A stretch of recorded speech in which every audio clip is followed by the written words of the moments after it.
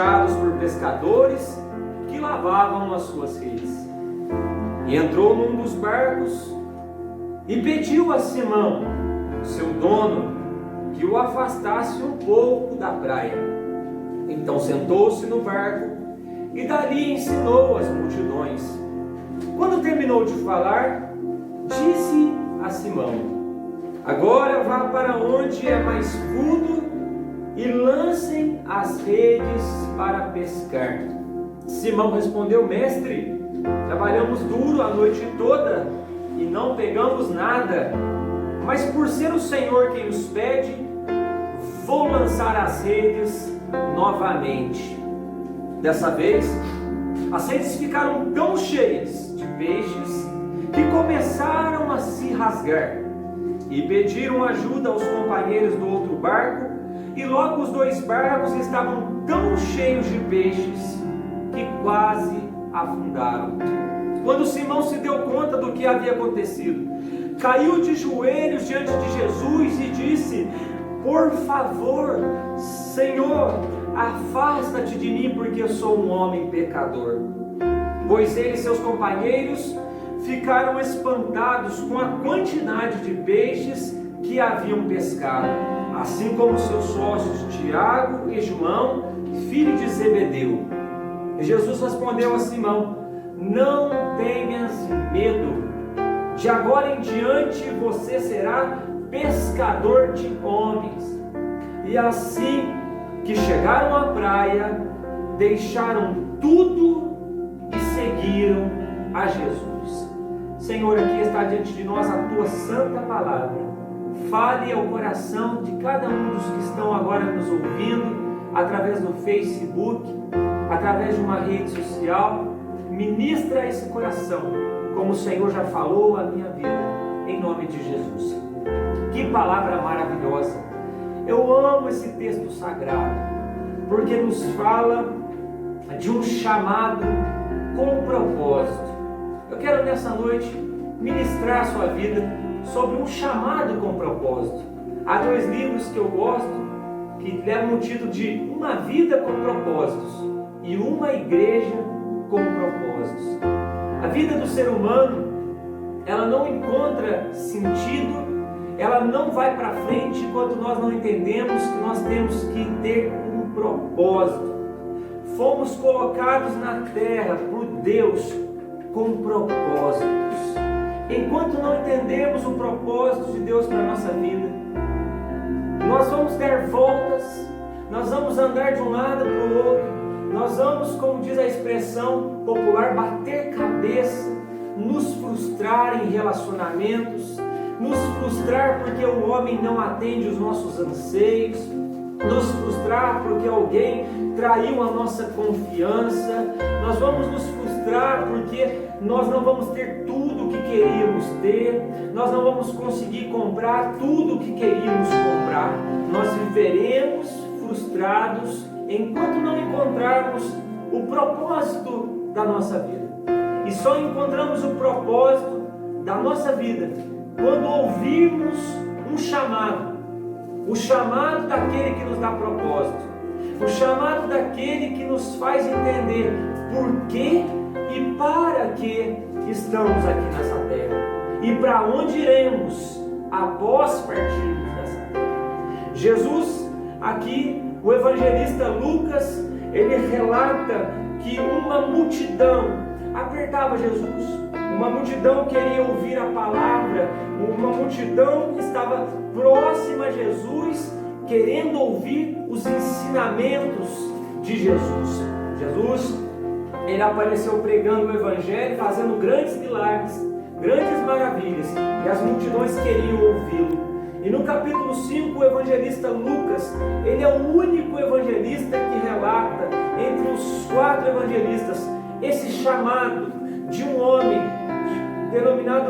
chamado por nome de Simão, ou em algumas versões, Pedro. É interessante vermos que Pedro era um homem que tinha uma estrutura econômica, ele tinha o seu próprio barco, ele vivia da pesca, Pedro era casado, ele tinha uma sogra, diz a Bíblia Sagrada, que Jesus curou a sogra de Pedro de uma febre. Pedro tinha uma estrutura familiar, um emprego, ele não estava paupérrimo, ele não estava vivendo na solidão. Todavia, Pedro ainda não tinha encontrado o maior propósito para a sua vida. Talvez você tenha família, você tem um emprego, você tem saúde, você tem influência, você tem uma formação. Todavia, eu quero te dizer que isso não é suficiente para te preencher. Porque Pedro aqui, ele está voltando de uma pescaria, e Pedro era um homem corajoso, Pedro era um homem ousado. Se nós formos continuar a ler nos evangelhos, vamos ver que Pedro não era um homem tímido, Pedro era um homem que tomava atitude, Pedro era um homem que corria atrás, Pedro era um homem trabalhador, Pedro era um homem que não estava esperando tudo cair do céu.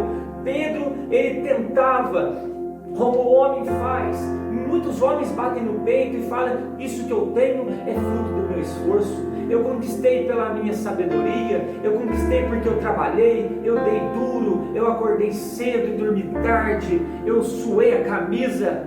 Tudo bem, eu respeito o seu esforço, eu também já me esforcei muito para conquistar alguma coisa na vida, mas se nos esforçamos foi porque primeiramente Deus nos deu forças. Entenda isso. Nós não podemos fazer nada, nem mesmo respirar, se não for uma permissão de Deus. E Pedro estava aqui em um dia atípico para um pescador. Ele está retornando de uma noite em que ele não pescou nada. Ele está retornando de uma noite, né, pastor Jair? O melhor horário para um pescador ir ao mar, ir a um rio, como o pastor Jair é um bom pescador, né? Está aqui conosco. É o melhor horário. E Pedro era um conhecedor das águas. O lago de Genezaré, ou o mar da Galileia, é o mesmo lugar. Ele era pequeno, ele tinha aproximadamente 20 quilômetros de extensão, de largura. Não era nada grande, era um lago cognominado de mar. Esse mar de Genezaré, ou da Galileia, não era grande. E Pedro, como um bom pescador, conhecia aquele mar, sabia a hora, o local onde os peixes estavam. Mas naquele dia, ele e seus companheiros nada pegaram. Estavam numa noite frustrados, voltaram para casa. Agora de manhã estavam à beira do lago, lavando as redes. Um serviço cansativo, após uma noite toda sem nada pescar. Agora eles têm que lavar a rede para prepará-la para uma próxima noite. Não, ainda mais ter que voltar para casa com a notícia de que não apanhou nada, não pegou nada, não conseguiu o alimento para a família. Parece uma cena, vamos dizer, triste, né? Porque um pescador, um trabalhador que está voltando para casa sem apanhar nada, sem pegar nenhum peixe. Mas naquele dia Jesus estava também ali na beira da praia, onde Pedro lavava suas redes. E Jesus, ele chega a Pedro, como a multidão apertava Jesus, Jesus pede a Pedro o barco, pede para entrar no barco de Pedro, e vai dizer que ele entra no barco e pede para Pedro: afaste o seu barco da praia. Ora, um pescador cansado, ter que locomover o barco, ainda a pedido de Jesus. E Pedro, ele não hesita, ele faz, mesmo estando lá, ocupado lavando as redes, ele afasta o barco para que o Jesus de Nazaré, o Galileu, ele possa pregar aquela multidão, ele possa falar àquele povo de dentro do barco de Pedro. Força de Deus, estamos ganhando para crescermos em comunhão com Deus. Deus está nos trazendo grandes revelações nesses dias da sua parte. E quando Pedro ele então se dá conta que o barco está cheio, o milagre aconteceu, ao invés de olhar para os peixes, ele toma a atitude correta, que é de olhar então para Jesus e se ajoelhar diante de Jesus. Quando o barco está repleto, ele diz: Senhor, por favor, se afaste de mim, eu sou um homem pecador. Pedro ele agora não tinha como dizer: eu sou um grande pescador, eu sou um grande homem, mas ao invés de dizer eu sou um grande pescador, ele diz: eu sou um grande pecador. Não é vergonha nenhuma reconhecer que somos grandes pecadores. O maior erro é acharmos que nós somos tão bons que não precisamos da graça de Deus.